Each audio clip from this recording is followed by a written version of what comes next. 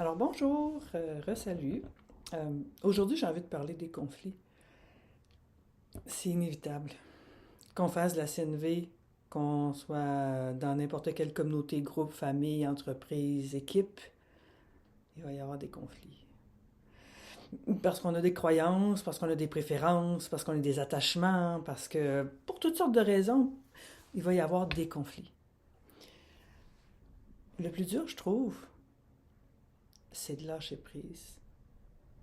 Puis de revenir dans ce qui est vraiment important.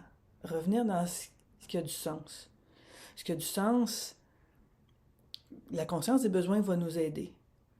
Répondre à des besoins, reconnaître les besoins, les miens. Pourquoi je suis attachée à une stratégie, à une idée, à un concept, pourquoi je suis tant attachée. Qu'est-ce qui a peur en moi de perdre quelque chose, d'échapper quelque chose d'important. Ça serait quoi cet important-là que j'ai peur d'échapper? Souvent, c'est un besoin. Fait que la conscience des besoins va nous aider aussi à comprendre l'autre. À quel besoin il répond, qu'est-ce qui protège, qu'est-ce qui est tellement important que peut-être il n'arrive pas à nommer ou on n'en arrive pas à voir parce qu'on s'oppose tellement sur la façon de faire.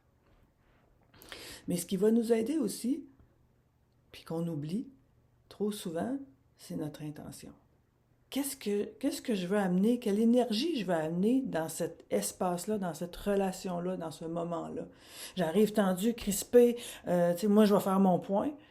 Ben, c'est ni bien ni mal, mais ça va donner le résultat que ça va donner. On peut s'imaginer que quand on arrive avec une peur, une tension, on est en protection, on n'a pas beaucoup d'énergie disponible pour la connexion, l'ouverture, la co-création.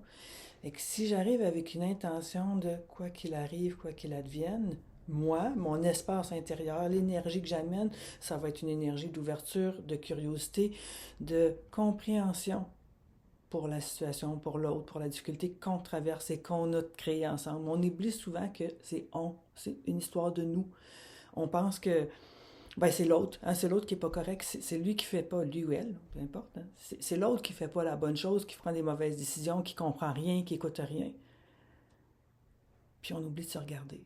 Dire qu'est-ce que moi j'apporte, qu'est-ce que moi peut-être j'écoute pas, qu'est-ce que moi peut-être je comprends pas, qu'est-ce que j'arrive pas à saisir qui est tellement important, puis qui fait qu'on est en train de perdre notre humanité chacun de notre côté dans cette situation-là. Puis ce que je trouve intéressant, ce que je lis récemment, c'est un livre de Claude Poncelet qui s'appelle Le chemin intérieur. Ce que je trouve beau là-dedans, c'est qu'il nous invite à nous relier à l'esprit des gens et des choses, entre autres. Donc, se rappeler que au-delà de l'expérience physique puis de mes peurs, la peur pour mon appartenance, la peur, ça c'est des peurs reliées à mon ego, à mon expérience. Il y a un esprit en moi, il y a un esprit en l'autre, puis à ce niveau-là, on est dans la même famille, on fait partie du même groupe, du même tout, de la même chose. Fait que quand on se rappelle que la personne en face de moi, c'est une partie de moi, c'est une expérience commune, collective. C'est pas quelqu'un de différent, c'est pas quelqu'un que je vais aliéner. Mais ça nous permet de nous assouplir le cœur. En tout cas, pour moi, ça aide à ça. Puis, l'autre chose, une dernière chose, je dirais, qui est importante, c'est le temps. De vraiment se donner le temps. Le temps de retrouver cette souplesse-là. Puis donner le temps à l'autre aussi, parce que peut-être que moi, je me sens là, dans l'ouverture, dans la disponibilité, puis j'ai envie de comprendre, puis l'autre n'est pas prêt. Il est trop meurtri. Il n'a pas trouvé cet espace-là dans son cœur, dans son être. Il n'a pas trouvé cette souplesse-là. Il me dit non.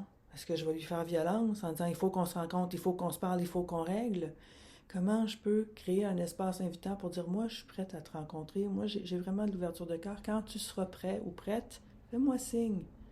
Est-ce qu'on est capable de se donner ce temps-là puis d'avoir cette confiance-là qu'entre les deux, il n'y aura pas mort d'homme?